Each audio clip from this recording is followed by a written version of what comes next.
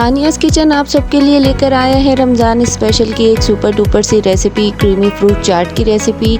अपने घरों में अफ्तारी पर ज़रूर बनाएं और अपने घर वालों को बनाकर खिलाएं मज़े से। और अपने फीडबैक से हमें ज़रूर आगाह करें और अपने कमेंट में ज़रूर बताया करें कि आपको हमारी रेसिपीज़ कैसी लग रही हैं।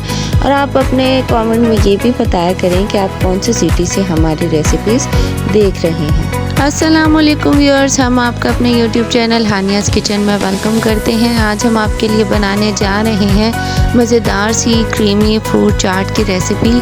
आइए आपके साथ इसकी रेसिपी शेयर करते हैं। अगर आपको हमारी वीडियोस अच्छी लगा करें तो हमारी वीडियोस को लाइक करें, अपने दोस्तों रिश्तेदारों के साथ आगे शेयर करें।